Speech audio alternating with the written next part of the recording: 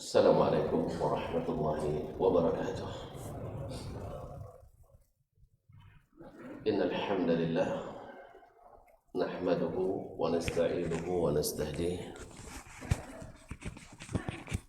wa nastaghfiruhu wa natubu ilayh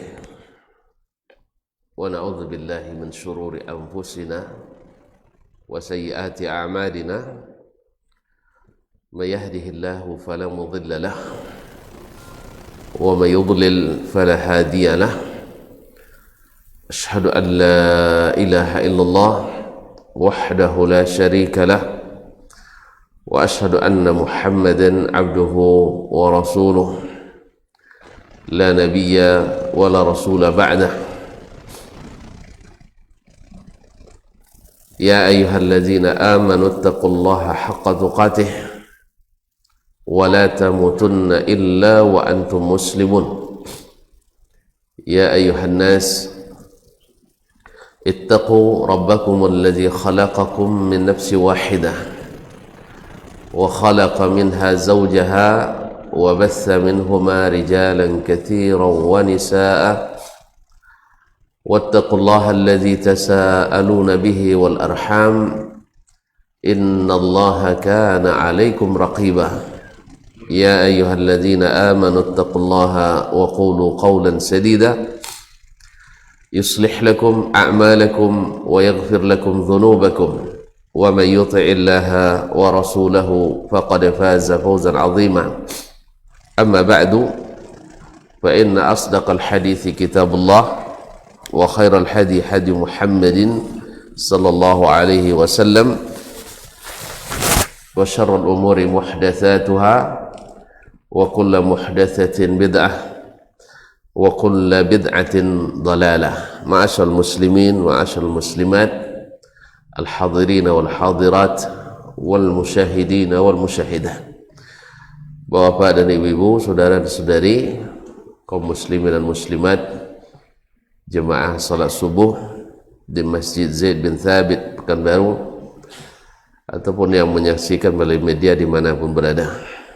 Alhamdulillah, dengan izin Allah subhanahu wa ta'ala, berkat taufik, hidayah dan inayahnya, kita patut bersyukur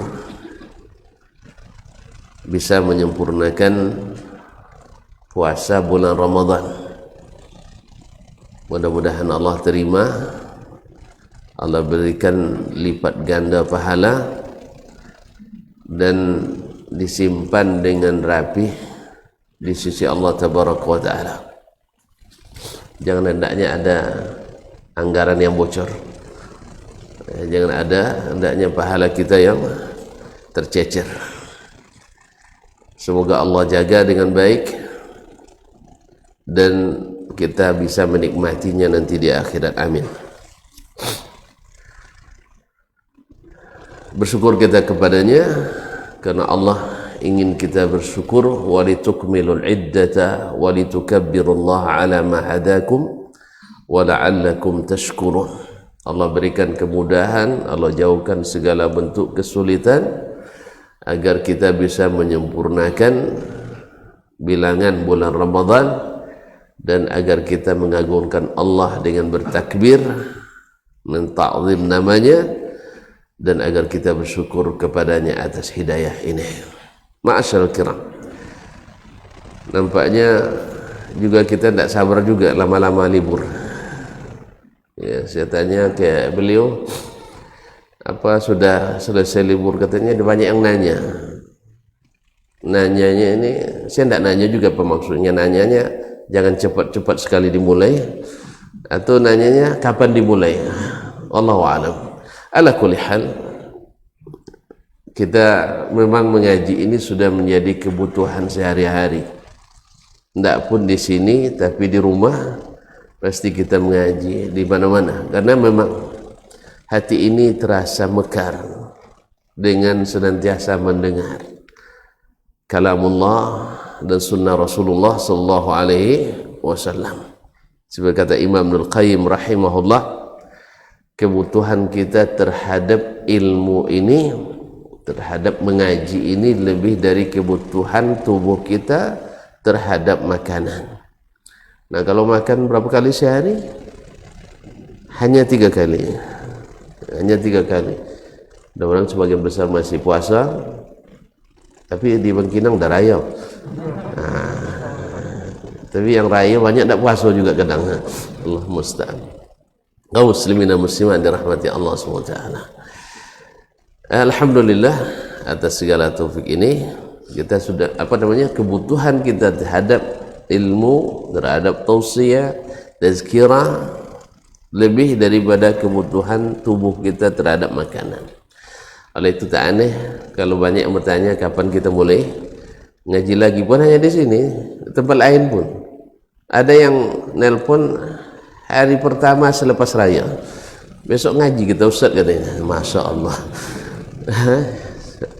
Saya mau saja, cuman takut pas ngaji ingat kawan di rumah. Nah, ingat makanan ya. Oleh sebab kita tundalah sampai pekan depan insya-Allah taala. Baiklah kaum muslimin dan muslimat, mudah-mudahan ini tanda cinta kepada agama ini dan tanda kita ingin senantiasa mendapat derajat tertinggi. Karena kalau belajar berarti naik stratanya, Pak, naik peringkatnya. Yarfa'illahu allazina amanu minkum walladzina utul ilma darajat. Allah pasti angkat orang beriman di antara kalian dan orang yang diberi ilmu beberapa derajat tingginya. Jadi dengan belajar ini strata kita semakin tinggi di sisi Allah Subhanahu wa taala. Semakin hari semakin meninggi, walaupun orang tidak melihatnya, tetapi hanya Allah yang mengetahui. Ma'asyiral kiram, salawat dan salam kepada baginda Nabi alaihi salatu wassalam yang memang tak pernah disuruh atau tidak disuruh Allah minta tambahan kecuali minta tambah ilmu. Wa qur rabbi zidni ilma. Ya, katakanlah ya Rabbi tambahkan aku ilmu. Nah, Nabi saja minta tambah, apalagi kita ini. Karena kita wa ma utitum minal ilmi illa qalilan. Tidaklah kamu diberikan ilmu kecuali sedikit. Untuk itu tidak usah kita meninggi, biar Allah yang meninggikan kita. Kalau kita meninggikan jatuh kita, tapi kalau Allah yang meninggikan, insya Allah tak ada yang bisa menjatuhkan. Walaupun seluruh manusia bergabung bersekongkol untuk menjatuhkan, kalau Allah yang meninggikan tak akan jatuh. Tapi kalau kita sendiri yang tinggi, akhirnya terjerembab kita jatuh. Jadi tidak usah kita yang meninggi ya, biarlah Allah saja yang membuat kita tinggi. Serahkan kepadanya. Ma'asyarul kiram yang dirahmati Allah. Kembali kita bersama Imam Asy-Syafi'i rahimahullah, yang salah satu ulama yang ditinggikan Allah. Beliau tak pernah berhajat membuat mazhab sampai dia katakan, inni la atamanna ayyukhadha anni hadzal ilmu wa la yunsaba minhu ila nafsi syai'un. Saya ingin ilmu ini semuanya diambil dikembangkan, tapi tidak satu pun yang disebutkan kepada saya. Ini ilmu Syafi'i. Itu Imam Syafi'i tidak ingin.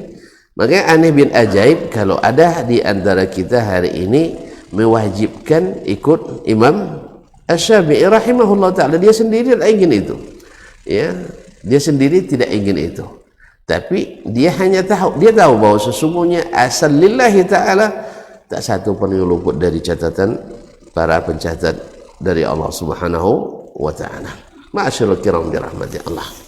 Berkata beliau, setelah bab sebelumnya bahwasanya Allah perintahkan, wajibkan ikut Rasulullah sallallahu alaihi wasallam. Kemudian Allah jelaskan bahwa Nabi itu mengikut atau Nabi alaihi salatu wassalam diwajibkan oleh Allah taat kepadanya dengan sepenuhnya.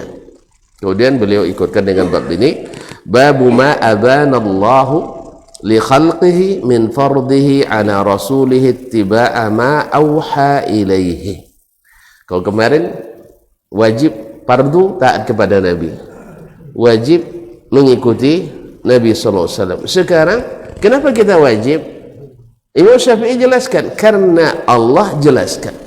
Babu ma abanallah, bab keterangan dari Allah li khalqihi kepada para makhluknya, tentu maksudnya yang beriman di antara mereka. Min fardhihi ala rasulihi, yaitu Allah fardukan kepada rasulnya. Kemarin kita yang difardukan tak ke rasul ya. Sekarang rasul sendiri difardukan Allah kepadanya, ittiba'a ma auha ilaihi. Allah mewajibkan, memfardukan kepada kepada Rasul kita sallallahu alaihi wasallam mengikut apa yang diwahyukan Allah kepadanya. Jelas Pak ya? Berarti Nabi itu mengikut juga. Siapa kita yang berani buat sendiri, itu maksudnya. Siapa kita yang lebih hebat dari Nabi sallallahu alaihi wasallam? Nabi sendiri Allah wajibkan mengikut apa yang diwahyukan. Nabi sendiri mengikut apa yang diwahyukan. Wa ma yantiqu 'anil hawa in huwa illa wahyun yuha. Nabi itu tidak bercakap, tidak mengucapkan suatu pun berdasarkan hawa, keinginan. Maksudnya dalam agama ini. Di dalam agama ini maklum itu dalam agama. Tapi kalau dia cerita tentang dengan keluarganya misalnya untuk urusan-urusan duniawi, ya boleh saja karena keinginannya. Tetapi selama berkaitan dengan agama, maka semuanya in huwa illa wahyun yuha, yang dia ucapkan tidaklah adalah wahyu yuha. Jadi Allah jelaskan kepada makhluknya yang beriman, wajib bagi Nabi sallallahu alaihi wasallam mengikut apa yang Allah wahyukan kepadanya. Jadi Nabi sendiri wajib mengikut, apalagi kita. Nabi sendiri wajib mengikut, apalagi kita. Wa ma syahida lahu min ittiba'i ma umira bihi. Kemudian Allah saksikan pula, Allah berikan kesaksian bahwasanya Nabi itu mengikut apa yang diperintahkan kepadanya. Jadi mengikut, Allah jelaskan, dia fardukan Nabi sallallahu alaihi wasallam. Nah, ini kan baru keterangan bahwa Allah fardukan. Nah, apakah Nabi ikut atau tidak? Allah jelaskan pula, Allah saksikan pula bahwasanya Nabi sendiri telah mengikut perintah Allah Subhanahu wa taala. Jadi bukan hanya pengetahuan kita bahwa Nabi wajib ikut apa yang diwahyukan. Tidak, Allah juga berikan kesaksian bahwa Nabi telah melaksanakan apa yang Allah fardukan kepadanya, yaitu mengikuti perintah Allah tabaraka wa taala. Masyaallah kiram. Wa min hudahu, kemudian Allah jelaskan pula bahwa Nabi itu berada di atas hidayah. Di atas hidayah Allah tabaraka wa taala. Wa annahu hadin liman ittaba'ah, dan bahwasanya Nabi itu menjadi pemberi petunjuk bagi siapa yang mengikut kepadanya. Kalau tidak ikut berarti tidak jadi petunjuk. Ya, ada orang mengakui tapi tidak mengikuti, ya kan? Ada tidak orang mengakui tapi tidak mengikuti? Banyak. Woi, kalau soal kaji benar, Ustaz tuh lurus tuh, ataupun ikut, belum lagi. Orang macam kita ni macam mana nak ikut pula, gitu kan? Banyak orang-orang, mohon maaf, orang di luar Islam sendiri, para peneliti orientalis misalnya, mereka meneliti tentang Nabi alaihissalam. Seperti Michael H. Hart, dia mengatakan Nabi itu orang nomor satu, tapi dia diberi hidayah, diikuti, ya enggak. Jadi berapa banyak orang paham bahwa Nabi itu benar, tapi mau ikut belum. Apa sebab? Awak tak semazhab sama, awak tak semasuk sama Nabi sallallahu alaihi wasallam. Seolah-olah begitu ucapannya. Ya jelas ini mazhabnya. Oh, ini pendapat syekhnya. Lalu kita katakan ini hadis Nabi sallallahu alaihi wasallam. Oh, Nabi ala ra'si wal ain. Nabi itu ada kepala dan kepala mata kita. Terus kenapa tidak ikut Nabi? Segan meninggalkan syekh. Syekh pasti sudah paham hadis ini. Sah? Syekh sudah paham hadis ini dan dia tinggalkan. Terus dia tinggalkan atau ikut dia juga? Ya, karena kita tidak mazhab zaman Nabi alaihissalam. Jadi bab ini penting kaum muslimin. Pertama, Allah jelaskan kepada makhluk-makhluknya yang beriman bahwa Nabi itu wajib taat kepada, wajib mengikut wahyu. Berarti tak boleh dia kecuali dengan wahyu. Dan ini banyak contoh-contoh dalam sejarah. Ada yang minta, kita ini dalam kebenaran ya Rasulullah, benar. Musuh kita dalam kebatilan, benar. Kita orang yang ditolong Allah, benar. Kita orang yang mulia, benar. Musuh kita orang hina, benar. Kenapa kita tidak berjihad? Kata Nabi, belum diizinkan. Ya, belum diwahyukan, artinya belum diizinkan, belum diperintahkan. Makanya Nabi tidak ada cerita jihad di Makkah. Padahal berapa tekanan yang Allah beri, berapa tekanan dan rintangan dihadapi oleh Nabi SAW. Padahal di situ sudah ada orang-orang hebat seperti orang-orang kuat di masa jahiliyah dulu. Siapa? Ada Umar. Jangankan orang, setan aja takut sama dia. Ada belum, Abu Sufyan belum. Wah, ini Abu Sufyan nanti Fathu Makkah baru masuk Islamnya. Sudah berada di jihad. Ada Hamzah, singa. Jelas, kalau dia datang, orang itu pada mundur semua. Tapi kata Nabi, belum saatnya. Makanya siapa yang mencari sesuatu sebelum saatnya, kembali ke lawannya. Jelas? Jadi dengan jihad sebelum masanya jihad belum belum terpenuhi syarat-syaratnya, jihad akhirnya menjadi tindakan jahat. Makanya kaum muslimin dan muslimat dirahmati Allah, ikut sajalah wahyu yang Allah turunkan kepada Nabi SAW. Nabi sendiri mengikut. Nah, ketika jihad tak boleh, melawan belum boleh, ya tak? Walaupun semua sahabat siap mati tidak mereka? Siap nanti mereka tak? Buktinya disiksa Bilal, ahad. Ya tak? Iya kan? Kita digertak aja belum disiksa sudah angkat tangan kita. Belum lagi, baru digertak kita sudah angkat tangan. Gimana ada berjihad? Ini mereka, subhanallah, sudah disiksa. Bahkan Zaid ibn Adathina dipotong telinganya, dipotong telinga kanan, kiri, hidung dan seterusnya, tapi dia tak goyang. Siap mati tidak itu? Siap mati tidak? Siap. Cuman kata Nabi SAW, kita belum diizinkan. Ma'asyarul kiram dirahmati Allah SWT. Jadi siapa yang mengamati bagaimana Nabi SAW dalam bertindak dalam segala hal, Nabi SAW dituduh istrinya melakukan perbuatan yang tak patut, disebut saja tak patut, apalagi untuk dituduhkan kepada Ummul Mukminin Aisyah radhiyallahu taala anha. Berapa lama Nabi harus nunggu? Sebulan. Andainya dia tahu gaib, kan cukup putuskan, kalian jangan macam-macam, saya tahu kok, saya lihat dalam ilmu laduni saya, gitu ya. Saya lihat dalam kasyaf saya lihat dalam putus ma'rifat saya, istri saya tidak bersalah. Nah, Nabi tak tahu yang gaib. Maka sungguh hebat orang-orang yang bisa sampai ke alam jabarut, ya, yang bisa menyatu dengan Allah Tabaraka wa Ta'ala. A'udzubillah thumma a'udzubillah. Dia bisa berada di tempat lain yang Nabi sendiri tidak capai tempat itu. Patutlah di antara golongan orang gulu yang sesat mengatakan inna li a'immatina maqaman la yablughu malakun muqarrab wala nabiyyun mursal. Imam-imam kami, wali-wali kami sampai pada posisi maqam yang tak dicapai oleh para malaikat dan tidak pula dicapai oleh para nabi dan rasul. Inilah guru kaum muslimin muslimat. Lebat imam dan walinya daripada malaikat, rasul dan para nabi. Jelas kamu. Jadi Nabi tidak tahu kecuali yang diwahyukan kepadanya. Ma'asyarul karam. Kemudian Allah jelaskan Nabi kan diwajibkannya. Ini saya wajibkan Nabi saya. Kemudian Nabi berikan rekomendasi. Allah SWT berikan apa istilahnya, rekomendasi bahwa Nabi itu sudah benar-benar ikut. Jadi bukan hanya Allah beritahukan kepada Nabi itu saya suruh. Enggak.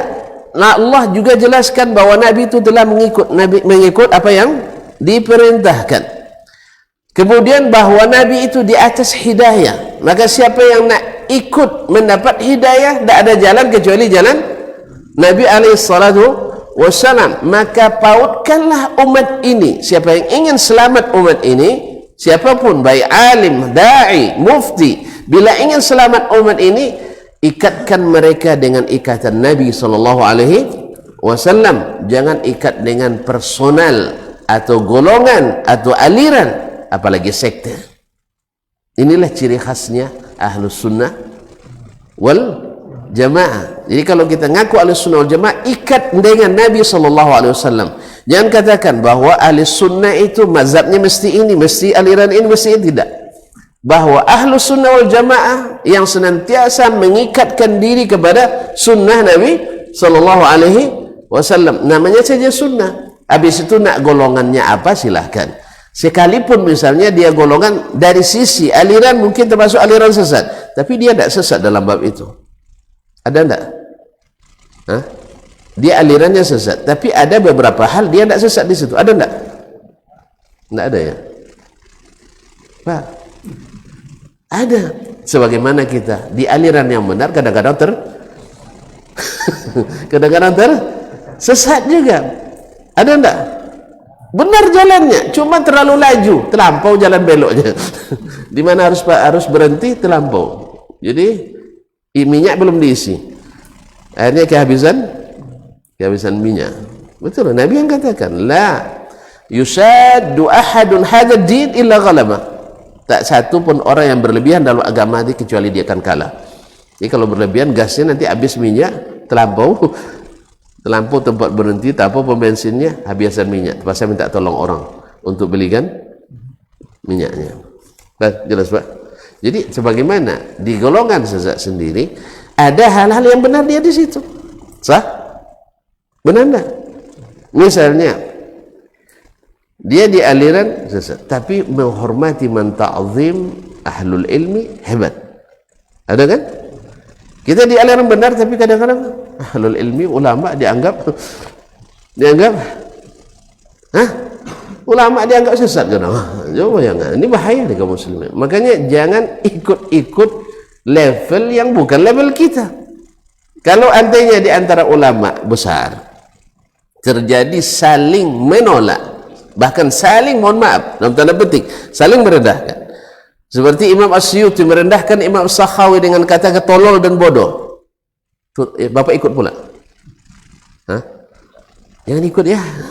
Andainya nanti selama Ustaz bilang Ustaz Dasman itu tidak tahu apa misalnya, jangan ikut itu, dengarkan aja ya, jangan itu jadi konsumsi kita, karena itu kan keanehan itu terjadi di antara para ulama, sebagian tidak kebanyakan, sebagian kecil. Ini kadang-kadang kita ikut pula menjadikan alat provokasi dan penetrasi. Ini tidak pas. Apalagi kita sebagai alim, jangan dijadikan ini sebagai alat untuk memprovokasi. Ya, karena seorang alim itu seperti kata Imam Muhammad bin Sirin atau lainnya, zallatul alim zallatul alam. Kalau seorang ulama itu tergelincir lalu diikuti orang, tergelincir seluruh dunianya. Ya Pak ya. Ya, ingat-ingat betul supaya dia konsumsi kita beda dengan konsumsi ulama. Biarlah di antara mereka terjadi ya yang namanya seperti kata Imam Ibnul Qayyim rahimahullah, at-taisu fi man ishtaghala bil ilmi ashaddu minhum fi ghairihim, yaitu sifat ingin berlomba, kadang salah, tidak fair, itu kadang-kadang lebih dahsyat di kalangan orang yang berkecimpung dengan ilmu dari yang profesi lainnya. Hasad itu diantara orang yang belajar, sesama pelajar ini penuntut ilmu, kadang lebih dahsyat, kata Imam Ibnul Qayyim rahimahullah, daripada orang-orang sesama pedagang, sesama apa lagi, penghibur kaum muslimin dan muslimat. Penghibur kadang lebih akrab daripada sesama penuntut ilmu. Nauzubillah. Ini sebenarnya tidak boleh, tapi syaitan begitulah. Mungkin kelas-kelas yang dikirim untuk mempedaya para penuntut ilmu itu lebih hebat daripada yang dikirim untuk orang-orang yang biasa-biasa saja. Maka hati-hati kita ya. Tolong jangan dikonsumsi yang bukan konsumsi kita. Nanti mati kita. karena darahnya atau dagingnya para ulama itu beracun. Jelas? Untuk setuju boleh saja, tidak mau ikut alhamdulillah silakan saja, tapi jangan menghina para ulama. Hati-hati ya. Biarlah walaupun dihukum sesat oleh ulama juga, kita tidak usah ikut-ikut. Biarlah hanya bahwa kita maklum bahwa ulama ini sesat di bab ini, ulama ini tahu zalla, tergelincir di bab ini, tapi jangan ikut mengkonsumsi itu karena berbahaya. Nanti salah konsumsi, porsinya tidak porsi kita. Jelas? Makanya heran bin ajaib bila ada kita yang ulama, kita yang da'i, kita yang ustaz, menjadi itu kan jadi konsumsi yang disuapkan pula kepada para jemaah, sehingga mereka banyak muntah-muntah gitu. Jelas? Banyak muntah-muntah gara-gara itu. Syekh Muhammad bin Abdul Wahab misalnya kan, begini disuapkan ke orang itu, ya muntah mereka, asal dengar Wahabi muntah dia. Jelas? Ya saya? Nah, sama dengan dulu orang-orang fanatik mazhab yang ikut mazhab Hanafi, dibilang Muhammad bin Idris Syafi'i itu lebih bahaya dari syaitan. Ya disuapkan ke orang itu, orang awam. Hanya asal dengar nama Syafi'i, ini syaitan. Coba bayangkan kalau saya syaitan mau duduk sini. Hah? Oh ini rupanya syaitan yang dulu. Tidak ada yang mau duduk kita kaum muslimin. Jangankan duduk ngaji, duduk untuk sama makan ya tidak mau kita. Takut nanti lupa baca bismillah gara-gara syaitan. Jadi tidak boleh yang seperti itu kaum muslimin muslimah. Apalagi ulama-ulama yang sudah jelas kontribusinya, yang kita belum bisa berbuat apa-apa, dia sudah melakukannya. Soal kesalahan, siapa yang tak punya salah, kata Imam Malik rahimahullah. Bahkan kata Nabi kita alaihi salatu wassalam, bahkan kata Allah subhanahu wa ta'ala, orang bertakwa bukan yang tak pernah salah. Sah? Di antara sifat orang bertakwa apa? Wa idza fa'alu fahishatan aw zalamu anfusahum dzakarullaha fastaghfiru li dzunubihim. Orang-orang bertakwa salah satu sifatnya bila berbuat perbuatan keji, berarti ada terjadi atau menzalimi dirinya, berbuat dosa, ada terbuat berdosa, ada. Bedanya orang yang takwa bila berbuat ingat Allah tabaraka taala dan kembali. Dan orang yang tak bertakwa tanggung-tanggung basah. Itu bedanya. Kalau orang bertakwa cepat kembali, tapi orang tak bertakwa tanggung-tanggung basah, cebur saja ke kali. Jelas bah? Allah musta'an. Semoga Allah berikan kita itu. Wa ma syahida lahu bil ittiba'i ama umira bihi. Allah sudah saksikan Nabi ikut perintahnya. Wa min hudahu, Allah saksikan pula bahwa Nabi di atas petunjuk. Kemudian Allah saksikan wa annahu hadil liman ittaba'a, bahwa Nabi itu menjadi pemberi petunjuk bagi siapa yang mengikutinya. Jadi ada yang tahu Nabi itu benar, tahu Nabi itu maksum, tahu bahwa Nabi itu wahyu, tapi belum siap untuk mengikuti Nabi sallallahu alaihi wasallam. Ada kita tahu Nabi itu benar, tetapi kadang-kadang ikut, kadang-kadang tidak, hawa masih ada. Dan ada yang Allah berikan rindu dia mengikuti Nabi alaihi salatu wassalam. Bahkan bila ternyata walaupun sudah berabad-abad lamanya dia hidup, mana tahu ada yang hidup berabad-abad kan, dia berada di atas hal yang bercanggah dengan sunnah Nabi, dengan enteng dan mudah dia siap meninggalkan yang biasa, kembali ke sunnah Nabi sallallahu alaihi wasallam. Ini hidayah. Karena dia hanya jadi hidayah bagi yang ikut. Yang tak ikut tak jadi hidayah. Sama Al-Quranul Karim, dia jadi hidayah bila kita beriman kepadanya. Ada orang baca Quran tak beriman kepadanya, tak jadi hidayah. Dia lebih memilih jalan lain, bukan tafsir jalan lain, tapi tafsir jalan lain. Kemudian baru Imam Syafi'i membuktikan dengan ayat-ayat Al-Quranul Karim. Qala Syafi'i rahimahullah, yang berkata ini perawi Rabi' ibn subhanallah, Rabi' ibn Rabi' al-Muradi, Rabi' bin Sulaiman al-Muradi rahimahullah ta'ala, murid Imam Syafi'i. Qala Syafi'i rahimahullah, berkata Imam Asy-Syafi'i rahimahullah taala. Kita orang Indonesia sensitif ya, kok bilang Syafi'i saja kan, bahasanya padahal ini muridnya langsung qala Syafi'i, dia kan meriwayatkan, jadi harus dibedakan bahasa kitab jazakallahu khair dengan bahasa mukhatabah yang langsung. Kalau mereka langsung biasanya ngomongnya ya syekhana, ya sayyidana dan seterusnya. Tapi kalau kitab tidak apa-apa. Jadi kalau tuan-tuan nanti nulis berkata dasman tidak apa-apa, tapi depan ustaz janganlah man kecuali karena dekat sekali macam Mahasbi kan dah biasa makanya man tidak waktu bang ya dah biasa. Mohon maaf ya, ini biasanya adab mereka. Jadi kalau tuan-tuan nulis nanti, apalagi tulis KTP, jangan tulis pula Ustaz Dasman, nanti kira nama Ustaz itu nama saya kan. Nah, jadi tulis Dasman, atau pas yang pegawai bank nanti bikin ATM misalnya, jangan buat dokter Abu ya. Jangan. Ini bahasa tulisannya. Qala Syafi'i berkata, nah kalau kita kan tidak enak bahasa Indonesia berkata Syafi'i kan tak bagus kan? Nah, kita bilang qala berkata Imam Asy-Syafi'i. Lalu kita nak dapat fadilah pula, pahala rahimahullah ta'ala, semoga Allah merahmatinya. Malaikat jawab amin walaka mithluh, amin semoga Allah kabulkan dan kamu dapat semisal yang kau doakan. Rugi kita doakan?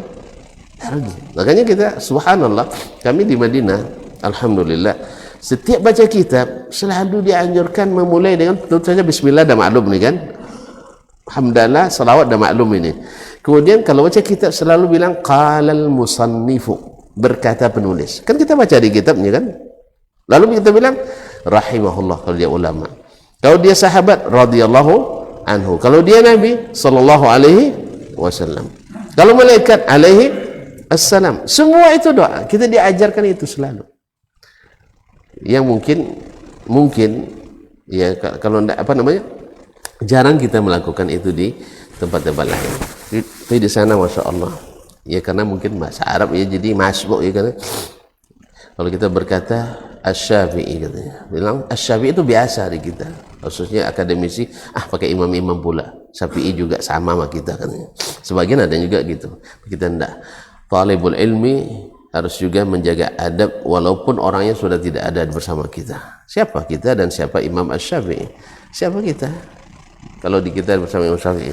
Makanya Imam Al-Muzani, muridnya yang meriwayatkan kitabnya Al-Um dan Al-Mukhtasar dan Ikhtilaful Hadis dan sebagainya, dia katakan kami kalau berhadapan dengan Imam Syafi'i, gelas nih, oh ini ada bingkisan raya rupanya.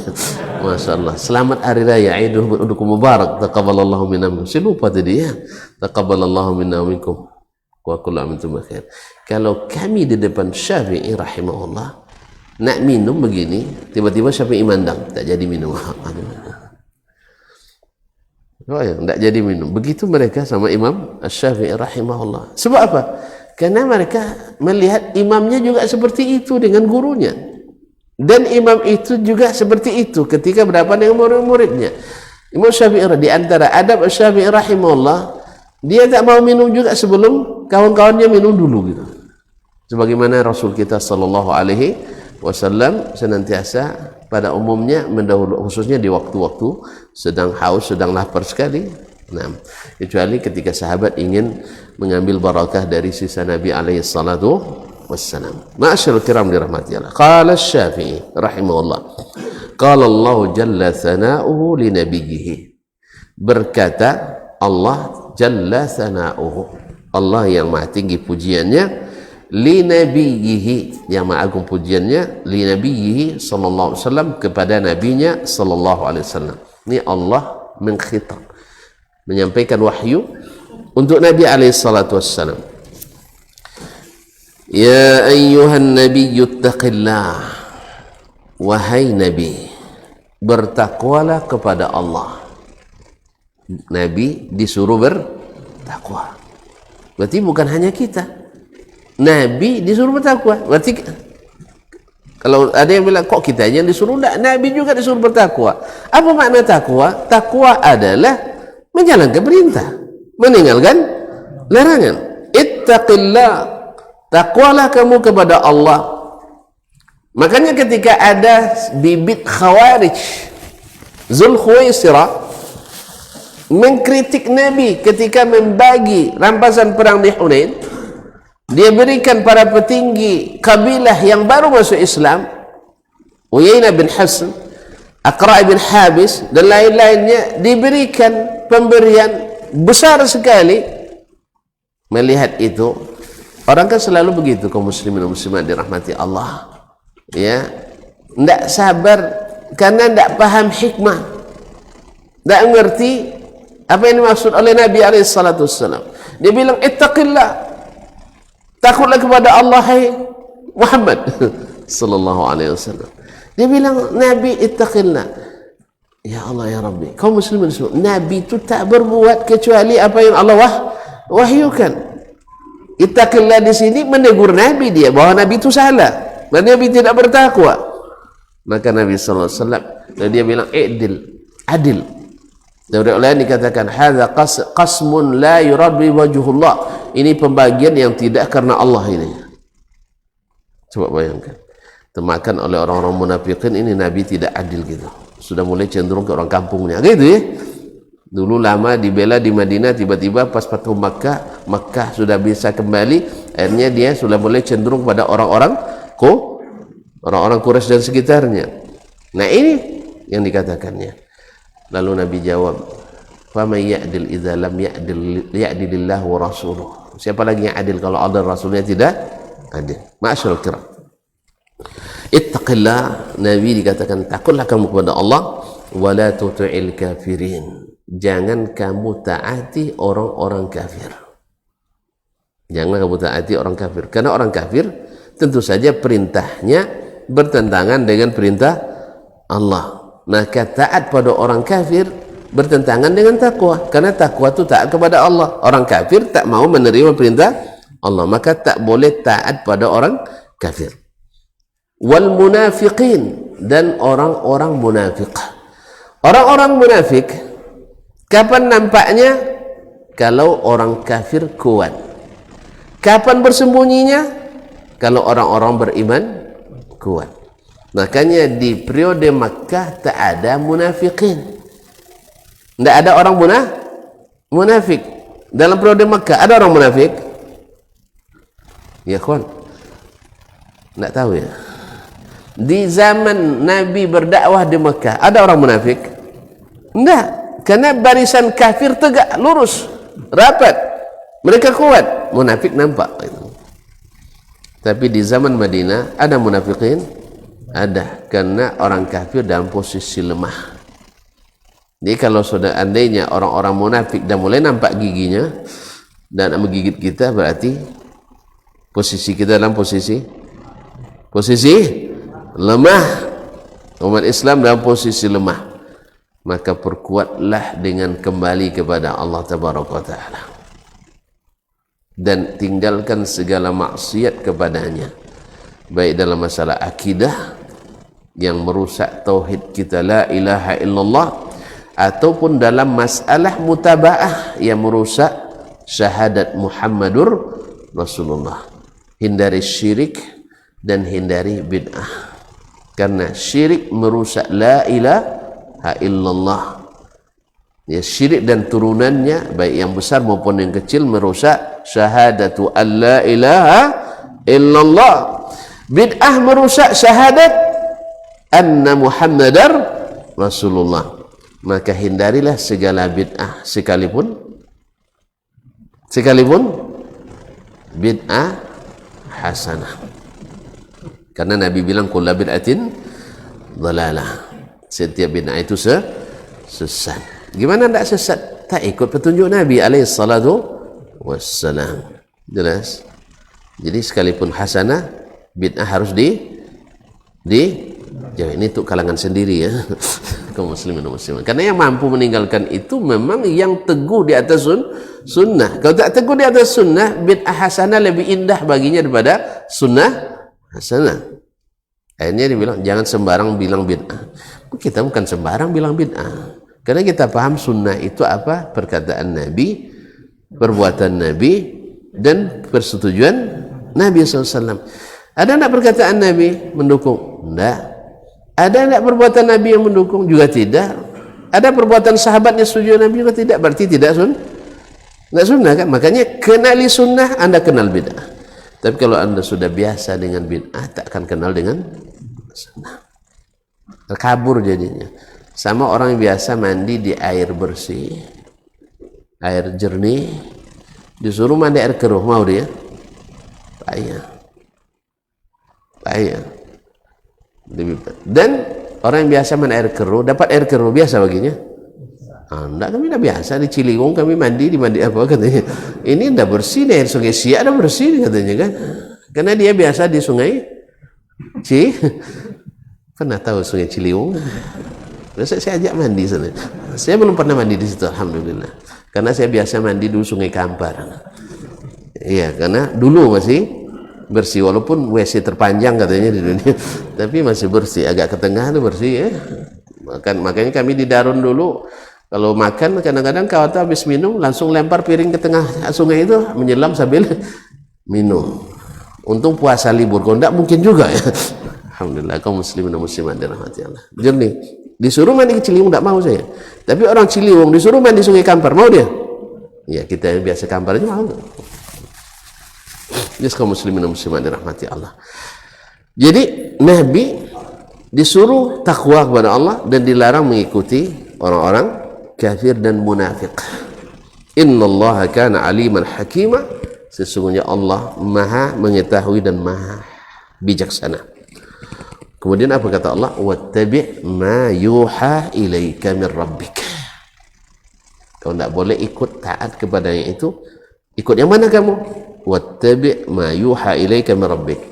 Ikutilah apa yang diwahyukan kepadamu dari Rabbmu, dari Allah tabaraka wa taala, supaya tidak ada lagi nanti subuhat takwil ya. Wahyu itu kan terbagi, nah, gitu kan, ada dengan makna ilham, ada dengan makna insting. Jadi kalau di sini disebut Allah mir rabbik, wahyu dari Rabbmu, jadi bukan lagi insting dan ilham dan sebagainya, langsung dari Allah tabaraka. Nah, jangan sebagian memahami wangsit juga wahyu kadang-kadang. Karena dalam bahasa bisa saja syaitan mewahyukan kepada para pengikutnya. Makanya Allah jelaskan wahyu yang mana kamu ikut, mir rabbik, dari Rabbmu. Padahal kalau sudah sebutkan ma uhiya ilaika, wahyukan, pada cukup bagi Nabi alaihissalatu, supaya tidak ada lagi peluang bagi kita yang ingin cenderung sesat jalannya untuk menakwilkan bahwa asal wahyu apapun masuk, sebab wahyu menurut bahasa. Sebagaimana hari ini ya, dengan masuk bahasa sehingga orang-orang yang tidak kaum muslimin dianggap orang Islam. Apa sebab? Menurut bahasa al-Islam, al-istislam, berserah diri. Siapapun yang berserah diri kepada Tuhan maka dianggap orang Islam. Maka ayat inna ad-dina indallahi al-Islam, sesungguhnya agama diterima di sisi Allah adalah agama Islam. Artinya semua orang yang tunduk pada Tuhan orang Islam. Jadi orang Jepang tunduk pada Tuhan matahari, Islam. Ya, orang Buddha yang bertuhan tunduk pada apa Tuhannya?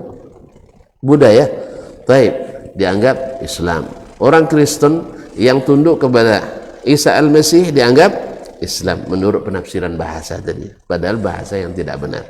Jadi makanya kaum muslimin dan muslimat dirahmati Allah, Allah tutup kemungkinan itu. Ma yuha ilaika min rabbik, yang diwahyukan kepadamu dari Rabbmu.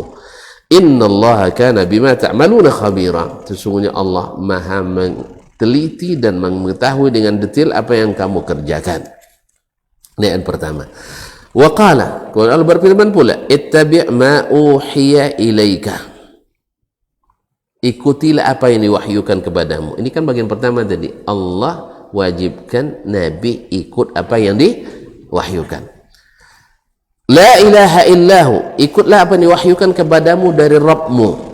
La ilaha illahu, tidak ada Tuhan yang berhak diibadati kecuali Dia. Wa a'rid 'anil musyrikin, dan tinggalkan orang-orang musyrikin itu. Ya, sebab orang musyrikin tidak masuk baginya tauhid. Orang yang musyrik tidak masuk bagi tauhid, maka jangan ikuti mereka. Jangan ikuti mereka. Jadi toleransi yang diajarkan oleh Islam adalah bukan mengikuti kesyirikan, tetapi meninggalkan orang syirik dengan kesyirikannya, tidak mengikutinya. Kaum muslimin dan tidak memaksakan ajaran agama kita. Tapi kalau mereka bertanya atau tak bertanya, kita punya hak untuk menjelaskan. Jelas? Nah, wa qala, kemudian Allah berfirman, thumma ja'alnaka ala syari'atin minal amri fattabi'ha. Kemudian kami jadikan engkau, hai Muhammad, di atas suatu syariat berupa perintah dari Allah, fattabi'ha, maka ikutilah itu. Wala tattabi' ahwa'al ladzina la ya'lamun, jangan kamu ikuti keinginan orang yang tidak berilmu. Subhanallah, Nabi saja dilarang ikut keinginan orang tidak berilmu. Maka aneh juga ketika kita dai ingin mengikuti keinginan masyarakat yang tidak berilmu. Ini juga catatan bagus dipahami oleh para ulama, para ustadz, para dai. Jangan ikuti keinginan masyarakat. Masyarakat kan tidak berilmu dia. Maka ikutilah apa yang diwahyukan. Kita kan tidak dirapatkan dulu gimana ya, nanti baru disampaikan ini yang sesuai. Bukan, kaum muslimin, masyarakat tak berilmu, maka beri mereka ilmu. Maka ilmu itu kan amanah, sampaikan. Soal diterima tidak diterima itu tidak hak kita. Innaka la tahdi man ahbabta. Cuman barang yang tak bagus pun kalau dihidangkan dengan cara yang baik, kadang diterima orang. Apalagi barang yang bagus. Ini kita juga harus itu Pak ini ya. Jadi siapkan nampannya yang menarik gitu, bersih, jangan ada bekas minyak jelantah di situ. Walaupun barangnya bagus, tapi orang nengok ini bekas oli nih, kan anda mau orang. Jadi harus betul-betul bersih lillahi tabaraka wa ta'ala. Jadi sampaikan dengan ikhlas, jangan dengan murka, dengan marah-marah. Karena apa? Gimana kita nak orang mau ada selera makan, jangankan orang lain, istri kita aja ngomel-ngomel, makanlah ini katanya, mau kita makan? Nah, kalau gitu saya ke kafe aja, di sana orang senyum, silakan Pak, katanya gitu. Di rumah makan aja kerjaan. Iya Pak, sama ke anak juga, anak kita kalau sambil marah-marah disuruh makan, mau dia makan? Tambah nak mau makan dia. Maka walaupun anak sendiri, walaupun suami sendiri, walaupun istri sendiri, kasih duit, nih ambillah berapa kamu mau gitu. Walaupun dilemparkan dompet, nanti dompet dilempar lagi kita nanti. Jadi memang cara menyampaikan itu juga sangat penting.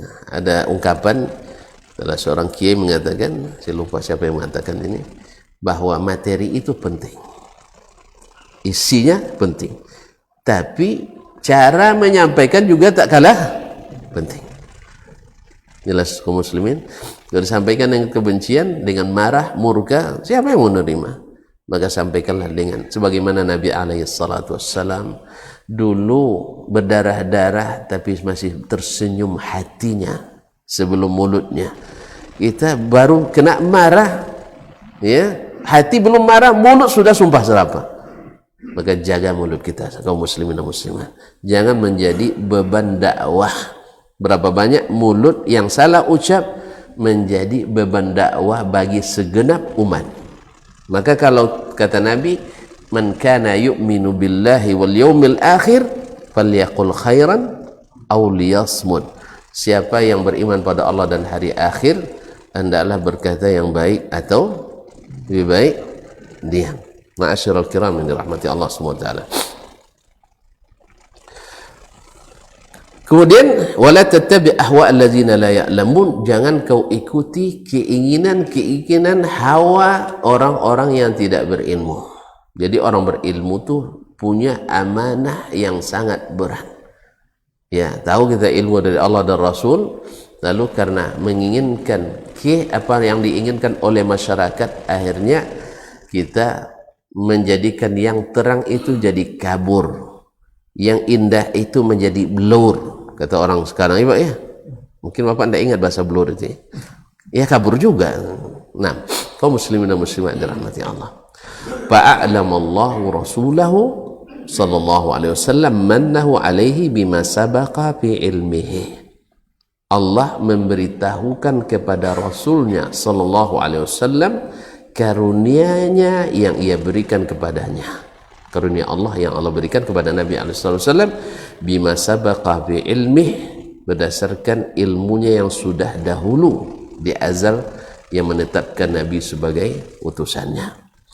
Min ismatihi, yaitu Allah menjadikan dia terjaga, maksum.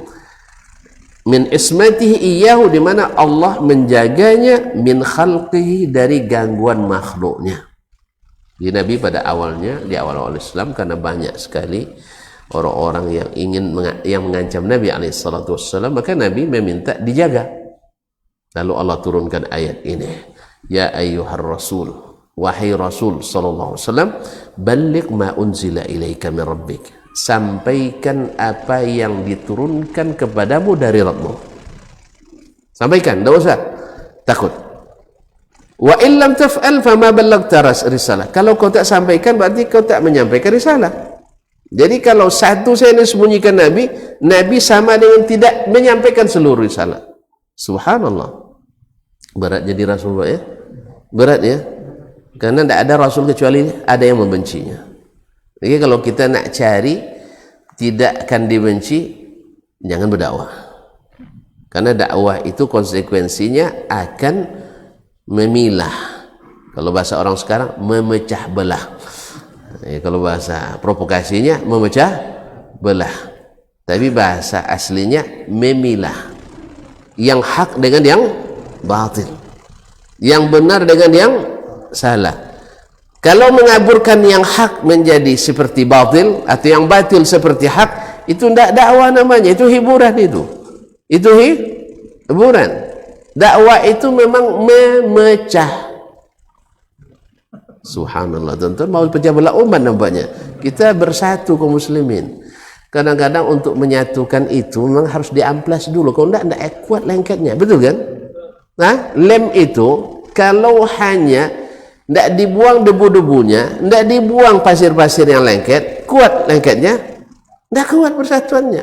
Makanya memang harus kadang-kadang harus istilahnya diamplas dulu, kadang-kadang pakai ditarah dulu, ya, ditarah apa namanya, dihaluskan dulu, kemudian baru pasang lemnya. Karena itu sifat dakwah itu. Makanya la ilaha illallah, apa maknanya? Buang dulu ketergantungan, buang dulu ketaajuban kepada Tuhan-Tuhan, berhala-berhala, ketergantungan itu, baru kita illallah kepada Allah tabaraka taala. Ibarat nanam sawit, langsung ditanam di hutan itu, enggak kan? Harus dibersihkan lahan dulu. Apa namanya tuh, Pak? Staking namanya. Ya, masya Allah, punya sawit nampaknya tuh. Bawa dong, ikut dong. Kaum muslimin, kemudian disuburkan dulu, dihilangkan, jangankan ilalang pun harus dihilangkan, ya tak? Habis itu baru dipilih bibit yang bagus, juga tidak sembarang bibit. Apa bibit yang bagus? Tahu, memang punya, memang. Iya, tahu dia, masya Allah. Jazakallah, barakallahu fi malika wa ahlika. Kaum muslimin dan muslimat dirahmati Allah, kita tahu, makanya berikan ilmu yang sahih. Setelah bersihkan lalu diberikan yang tidak sahih juga, kacau juga. Jadi bersihkan lahan, tanam, pilih bibit yang sahih. Kaum muslimin dan muslimat dirahmati Allah. Jadi memang dakwah itu siap-siap, ya siap dengan segala kemungkinan. Ada yang Allah mudahkan, alhamdulillah. Tapi pada umumnya Nabi dan Rasul itu di awal dakwahnya tidak ada kecuali memilah, ya, kecuali akan ada yang pro dan ada yang kontra. Ya, siapa yang Imam Syafi'i sendiri juga begitu kok. Ma min ahadin minna illa walahu muhibbun wa mubghidh. Tak satu pun kita kecuali ada yang mencintai dan ada yang membenci. Wa illam yakun min dzalika bud. Kalau seandainya tak ada jalan untuk membuat orang semua senang, ya, maka tetaplah faltakun ala ma ahli taatillah. Kalau gitu ikutlah orang yang taat pada Allah. Apa yang taat pada Allah? Ngikut wahyu. Nah, bukan ikut keinginan masyarakat. Ma'asyar kalau yang dirahmati Allah SWT. Walaupun kalau masalah duniawi ya kita perhatikan keinginan masyarakat, itu jelas itu. Tapi kalau masalah agama enggak. Masalah agama itu adalah yang diinginkan Allah dan Rasulnya sallallahu alaihi wasallam. Walaupun periodisasi perlu diperhatikan, menjaga momen yang pas juga perlu diperhatikan. Itu jelas, itu masuk dalam teknis dakwah lagi. Tapi bukan maknanya adalah demi supaya tidak dimusuhi sehingga yang hak dikaburkan, yang batil dinaikkan, seolah-olah ada unsur kebenaran di dalamnya.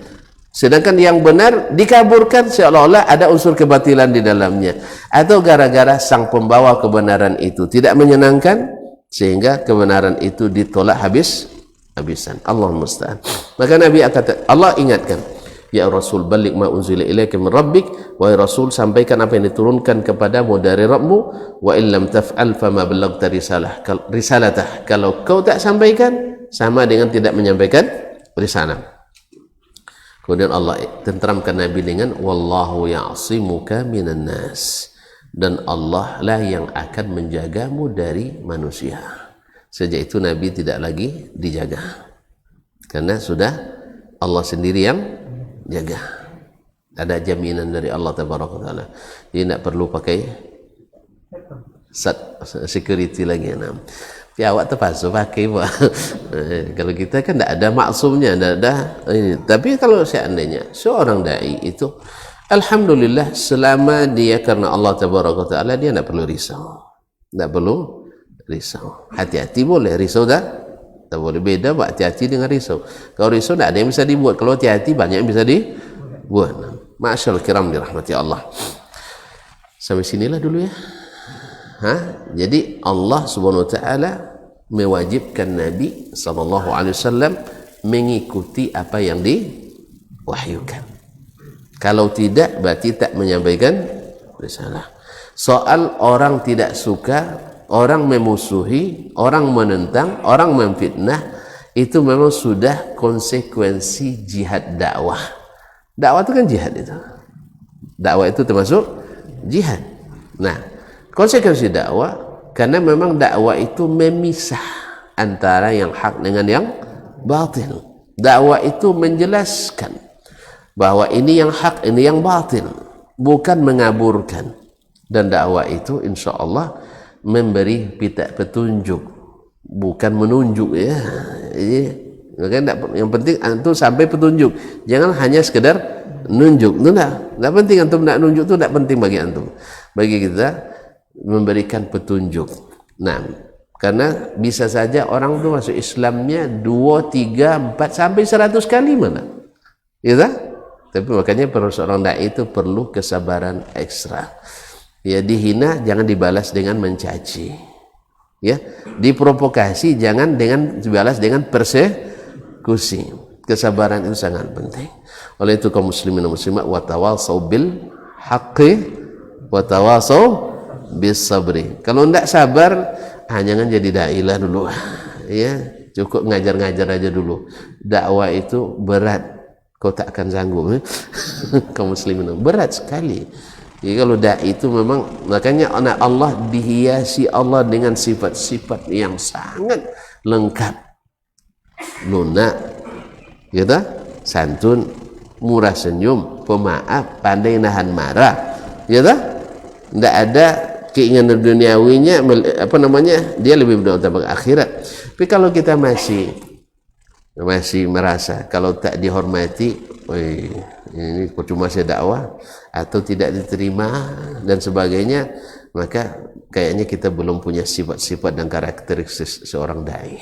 Dai itu memang siap untuk ya dengan segala hal, ya tidak ada manisnya. Kalau untuk yang manis semua siap loh.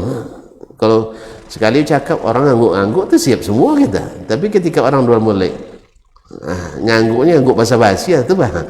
Dan tersinggung di sini, saya tidak ngaji lagi di Masjid Z. Apa sebab orang tuh ngangguk tapi isi itu apa katanya. Kalau sudah mulai gitu antum tak akan tahan. Berat memang. Semoga Allah SWT ringankan segala yang berat itu. Mudah-mudahan Allah berikan kita hidayah dan mengikut Nabi SAW. Katakan berat memang tapi bisa. Jangan katakan bisa tapi berat. Karena bisa tapi berat itu pesimis, tapi berat tapi bisa itu optimis. Insya Allah berat memang. Siapa bilang tidak berat? Nabi bilang seperti gembara malah. Tapi insya Allah kita bisa, apalagi dengan bersama. Wallahu ta'ala alam.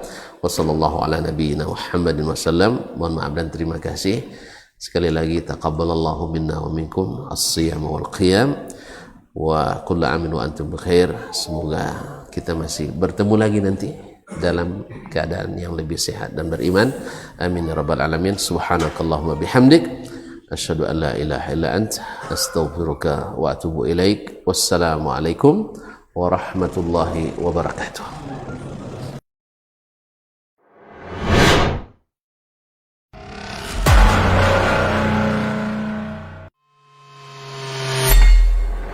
Di para sahabat itu, kaum muslimin, yang terbayang bagi mereka itu adalah infak, yang terbayang bagi mereka adalah sebuah kebahagiaan, keselamatan di akhirat yang kekal dan abadi di sisi Allah tabaraka wa taala.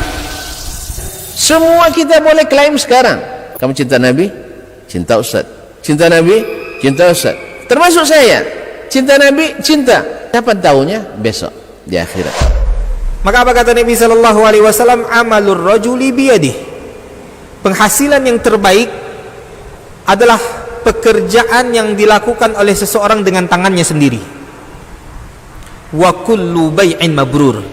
Dan setiap jual beli yang mabrur. Ini aktivitas ini membantu saya di akhirat atau akan menyulitkan saya di akhirat? Kalau seandainya perbuatan itu ternyata akan menyulitkan kita di akhirat kelak, tinggalkan perbuatan itu.